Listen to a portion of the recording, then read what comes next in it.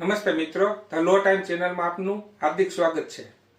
જ્યારે પણ કોઈ પરિવારમાં વારસાઈ મિલકતની વહેંચણી થતી હોય અથવા કોઈ એક વારસદાર પોતાનો હક બીજા વારસદારની તરફેણમાં છોડવા માંગતો હોય ત્યારે સૌથી મોટો પ્રશ્ન ઊભો થાય છે કે શું મારે ફક્ત નોટરી કરાવી લેવી જોઈએ કે પછી પ્રોપર રજિસ્ટર્ડ દસ્તાવેજ કરવો જોઈએ? તો ઊભા રહો, મોટા ભાગના લોકો અહીં જ ભૂલ કરે છે। તેઓ વિચારે છે કે 200 કે 400 ના સ્ટેમ્પ પેપર પર નોટરી કરાવી લઈશું એટલે કામ પતી ગયું। પણ શું તમે જાણો છો કે કાયદાની નજરમાં આ નોટરી કરેલો કાગળ કદાચ શૂન્ય સમાન હોઈ શકે? 10 કે 15 વર્ષ પછી જ્યારે એ પ્રોપર્ટી વેચવાની થાય અથવા તેની પર લોન લેવાની થાય ત્યારે એક નાનકડી ભૂલ તમને લાખો રૂપિયામાં પડી શકે છે। આજના વિડીયોમાં આપણે ખૂબ જ ઊંડાણપૂર્વક ચર્ચા કરીશું કે પ્રોપર્ટીમાં હક જોતો કરવાની સાચી અને કાયદેસરની રીત કઈ છે, નોટરી કેમ જોખમી છે અને કયા કિસ્સામાં તે કોર્ટમાં ફેલ જાય છે, રજિસ્ટર હક ત્યાગનો લેખ એટલે કે રિલીઝ ડીડ શું છે અને તેના કયા ફાયદા છે, અને સૌથી મહત્વનું હક કમીની એન્ટ્રી સરકારી દફતરે કેવી રીતે પડે। જો તમે જમીન મિલકતના વ્યવહારોમાં છેતરાવા માંગતા ન હોય અને તમારા ટાઇટલ ક્લિયર રાખવા માંગતા હોય તો આ વિડીયો તમારા માટે ખૂબ જ કિંમતી છે। આ વિડીયોને જરા પણ સ્કીપ કર્યા વગર છેલ્લે સુધી જોજો, કારણ કે અધૂરી માહિતી હંમેશા જોખમી હોય છે। હક કમી એટલે શું? હક કમી એ જમીન અને મિલકતના રેકોર્ડ સાથે જોડાયેલો એક મહત્વનો કાયદાકીય શબ્દ છે। સરળ ભાષામાં સમજીએ તો હક કમીનો અર્થ હક એટલે અધિકાર અને કમી એટલે ઓછું કરવું અથવા દૂર કરવું। જ્યારે કોઈ વ્યક્તિનો પ્રોપર્ટી પરનો માલિકી હક સરકારી દફતરે જેમ કે 7/12 ના ઉતારા કે મિલકત રજિસ્ટરથી દૂર કરવામાં આવે ત્યારે તેને હક કમીની પ્રક્રિયા કહેવામાં આવે છે। સામાન્ય રીતે હક કમી ક્યારે થાય તેના મુખ્ય કારણો જોઈએ તો એક, સ્વેચ્છાએ હક જોતો કરવો। જ્યારે કોઈ વારસદાર, દાખલા તરીકે બહેન અથવા ભાઈ, પોતાની મિલકતનો હિસ્સો અન્ય વારસદારની તરફેણમાં સ્વેચ્છાએ છોડી દે ત્યારે તેમનું નામ રેકર્ડમાંથી દૂર કરવા માટે હક કમી કરવામાં આવે છે। 2, મિલકતનું વેચાણ। જ્યારે તમે તમારી મિલકત તમારા ભાઈ, બેન અથવા અન્ય કોઈને વેચો છો ત્યારે તમારો હક કમી થઈ જાય છે અને ખરીદનારનો હક દાખલ થાય છે। 3, મૃત્યુ બાદ વારસાઈ। જો મિલકત ધારકનું અવસાન થાય તો તેમનું નામ હક કમી કરીને તેમના કાયદેસરના વારસદારોના નામ ચડાવવામાં આવે છે। 4, કોર્ટનો ઓર્ડર। જો કોઈ કાયદાકીય વિવાદ હોય અને કોર્ટ કોઈ વ્યક્તિનો હક રદ કરવાનો આદેશ આપે તો તેના આધારે પણ હક કમીની નોંધ પડે છે। હવે જોઈએ કે હક કમીની પ્રક્રિયા ક્યાં થાય। ખેતીની જમીન માટે મામલતદાર સાહેબની કચેરીમાં 7/12 અને 8A ના ઉતારા સાથે, ગામ નમૂના નંબર 6 ના ઉતારા સાથે ઉતારામાં ફેરફાર માટે અરજી કરવી પડે। તેમજ ખેતી સિવાયની જમીન માટે જેમ કે ગ્રામ્ય વિસ્તારમાં ગ્રામ પંચાયત અથવા તલાટી કે મંત્રી પાસે 7/12 અને 8A અથવા ગામ નમૂના નંબર 2 ના ઉતારામાં ફેરફાર માટે અરજી કરવી પડે છે। શહેરી વિસ્તારમાં સિટી સર્વે ઓફિસમાં પ્રોપર્ટી કાર્ડમાં નામ કમી કરવા માટે પ્રક્રિયા કરવી પડે છે। તેમજ મિત્રો એક ખાસ નોંધ લેવી જોઈએ કે હક કમી અને હક ત્યાગ બંને એકબીજાની સાથે જોડાયેલા છે। હક ત્યાગ એ પ્રક્રિયા છે જેના દ્વારા તમે હક છોડો છો અને તેના પરિણામે સરકારી રેકોર્ડમાં જે નોંધ પડે છે તેને હક કમીની નોંધ કહેવામાં આવે છે। નોટરી કરેલા હક કમીના દસ્તાવેજની કિંમત કેટલી? કાયદાની દ્રષ્ટિએ આ પ્રશ્નનો જવાબ સમજવો ખૂબ જ જરૂરી છે, કારણ કે ઘણા લોકો કિંમતને બે રીતે જોતા હોય છે, એક ખર્ચની રીતે અને બીજી તેની કાયદેસરની કિંમત એટલે કે વેલ્યુની રીતે। એક કાયદાકીય કિંમત, લીગલ વેલ્યુ। સૌથી કડવું સત્ય એ છે કે પ્રોપર્ટીમાં હક જતો કરવા માટે નોટરી કરેલા દસ્તાવેજની કાયદાકીય કિંમત લગભગ શૂન્ય છે। રજિસ્ટ્રેશન એક્ટ 1908 મુજબ જો મિલકતની કિંમત 100 રૂપિયાથી વધુ હોય તો તેનું રજિસ્ટ્રેશન સબ રજિસ્ટર ઓફિસમાં કરાવવું ફરજિયાત છે। જો તમે માત્ર નોટરી કરાવો છો તો તે મિલકતનું ટાઇટલ એટલે કે માલિકી હક ટ્રાન્સફર કરતી નથી।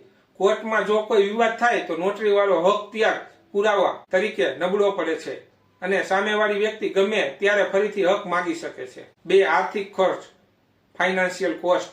જો આપણે નોટરી કરાવવાનો ખર્ચની વાત કરીએ તો તે ઘણો ઓછો હોય છે।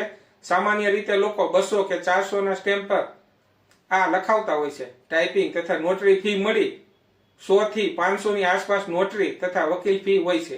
આમ કુલ ખર્ચ અંદાજે 500 થી 1000 માં નોટરી વાળું કામ પતી જાય છે।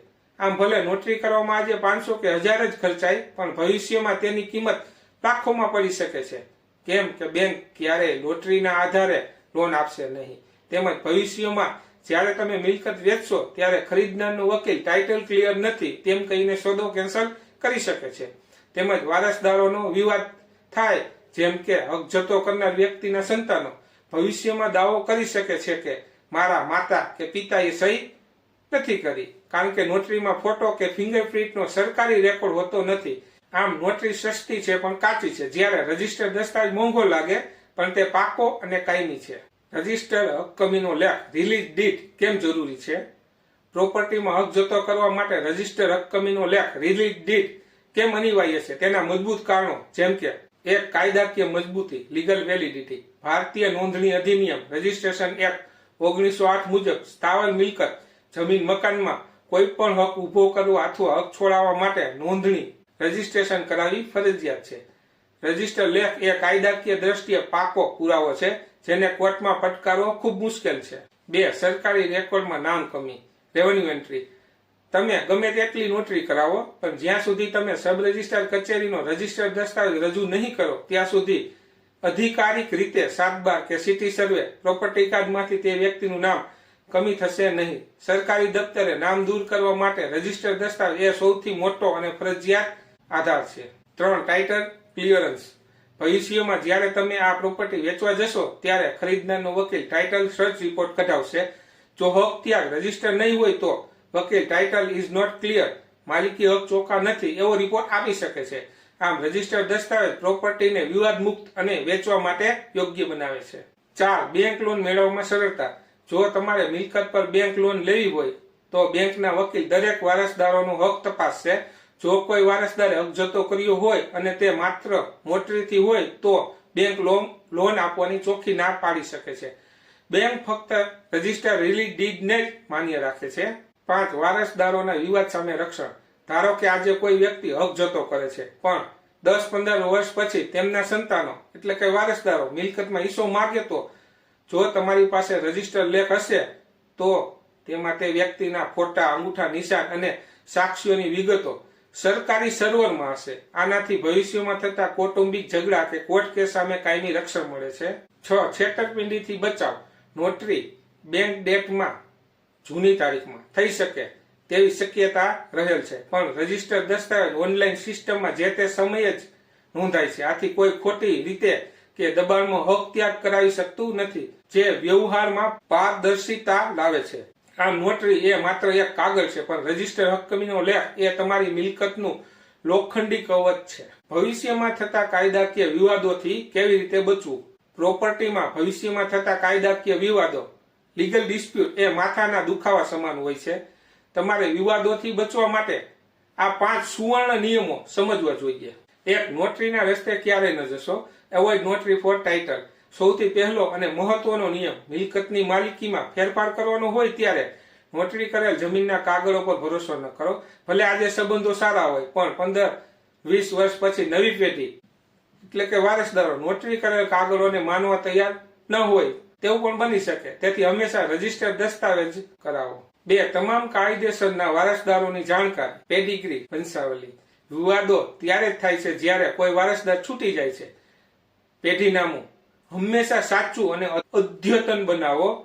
જો કોઈ બહેન કે ભાઈનો હક હોય તો તેમને અંધારામાં રાખીને કોઈ પ્રક્રિયા ન કરો. તેમની પાસે કાયદેસરનો હક ત્યાગ લેખ કરાવવો જોઈએ, જેથી ભવિષ્યમાં તેમના સંતાનો દાવો ન કરી શકે. 3, સ્વેચ્છાએ અને અવેજ વગર શબ્દનો ઉપયોગ. હક ત્યાગના દસ્તાવેજમાં સ્પષ્ટ લખવું જોઈએ કે હું આ હક કોઈ પણ જાતના દબાણ વગર સ્વેચ્છાએ જતો કરું છું. મેં આ હક જતો કરવા માટે કોઈ નાણાકીય અવેજ એટલે કે પૈસા લીધા નથી અથવા લીધા હોય તો તેની સ્પષ્ટ વિગત. આવા શબ્દો ભવિષ્યમાં છેતરપિંડી કે દબાણના આરોપો સામે રક્ષણ આપે છે. 4, સરકારી રેકોર્ડમાં તાત્કાલિક નોંધણી રેવન્યુ એન્ટ્રી. માત્ર દસ્તાવેજ કરાવીને ઘરે બેસી રહેવાથી આ કામ પૂરું થતું નથી. દસ્તાવેજ થયાના 30 દિવસમાં તલાટી અથવા સિટી સર્વે ઓફિસમાં હક કમીની નોંધ મ્યુટેશન એન્ટ્રી પડાવો. નોંધ પડ્યા પછી કાચી નોંધ અને ત્યારબાદ પાકી નોંધ પ્રમાણિત થયેલી નકલ મેળવી લો. જ્યાં સુધી સરકારી ચોપડે નામ નહીં બદલાય ત્યાં સુધી વિવાદની શક્યતા રહેશે. 5, સાક્ષીઓની પસંદગી સિલેક્શન ઓફ વિટનેસ. દસ્તાવેજમાં એવા સાક્ષીઓ રાખો જેઓ વિશ્વસનીય હોય અને જરૂર પડે ત્યારે કોર્ટમાં જુબાની આપી શકે. શક્ય હોય તો પરિવારના જ કોઈ વડીલ અથવા પ્રતિષ્ઠિત વ્યક્તિને સાક્ષી તરીકે રાખો. જેથી વ્યવહારની પારદર્શિતા જળવાય. મિત્રો, કાયદો હંમેશા જાગૃત લોકોની મદદ કરે છે. જો તમે આજે આળસ કરશો અથવા થોડા પૈસા બચાવવા કાચી કાર્યવાહી કરશો તો ભવિષ્યમાં વકીલોની ફી અને કોર્ટના ચક્કરમાં એના કરતા 10 ગણા પૈસા અને સમય વેડફાઈ જશે. સ્ટેમ્પ ડ્યુટી અને રજીસ્ટ્રેશનના નિયમો. ગુજરાતમાં પ્રોપર્ટી હક જતો કરવા માટે સ્ટેમ્પ ડ્યુટી અને રજીસ્ટ્રેશનના નિયમો ખૂબ જ રાહતદાયક છે. જો સંબંધો લોહીના હોય, બ્લડ રિલેશનમાં આવતા હોય, એક લોહીના સંબંધમાં હક ત્યાગ release did between blood relative. જો હક ત્યાગ કરનાર અને હક લેનાર વચ્ચે લોહીનો સંબંધ હોય, જેમ કે પિતા પુત્ર, પિતા પુત્રી, ભાઈ બહેન, માતા પુત્ર પુત્રી, તો ગુજરાત સરકારના નિયમ મુજબ સ્ટેમ્પ ડ્યુટી મિલકતની બજાર કિંમત જંત્રી વેલ્યુ પર સ્ટેમ્પ ડ્યુટી ભરવાની રહેતી નથી. તેના બદલે માત્ર ફિક્સ સ્ટેમ્પ પર દસ્તાવેજ થઈ શકે છે, તેમજ રજીસ્ટ્રેશન ફી ભરવાની થાય છે. એક ખાસ નોંધ, આ રકમ સમયાંતરે સરકાર બદલી શકે છે, પણ હાલમાં લોહીના સંબંધમાં આ મોટી રાહત છે. 2. અન્ય કિસ્સામાં હક ત્યાગ. Non blood relative. જો સંબંધ લોહીનો ન હોય, દાખલા તરીકે કાકા ભત્રીજા, દૂરના સંબંધીઓ કે ત્રીજી વ્યક્તિ, તો નિયમ અલગ છે. તમારે મિલકતની બજાર કિંમત જંત્રી મુજબ પૂરેપૂરી સ્ટેમ્પ ડ્યુટી અને રજીસ્ટ્રેશન ફી ભરવી પડી શકે છે, જે સામાન્ય રીતે વેચાણ દસ્તાવેજ જેટલી જ હોય છે. 3. રજીસ્ટ્રેશન માટેના જરૂરી નિયમો અને સ્ટેપ. Online appointment. દસ્તાવેજ કરવા માટે સૌપ્રથમ ગરવી પોર્ટલ પરથી ઓનલાઈન ડેટા એન્ટ્રી કરી એપોઇન્ટમેન્ટ લેવી પડે છે. રૂબરૂ હાજરી. હક જતો કરનાર અને હક મેળવનાર બંને પક્ષોએ સબ રજિસ્ટ્રાર કચેરીમાં રૂબરૂ હાજર રહીને ફોટો અને અંગૂઠાના નિશાન બાયોમેટ્રિક આપવો ફરજિયાત છે. તેમજ 2 સાક્ષીઓ. ઓળખ માટે 2 સાક્ષીઓ અને તેમના આધાર કાર્ડ જરૂર પડે છે. જંત્રી.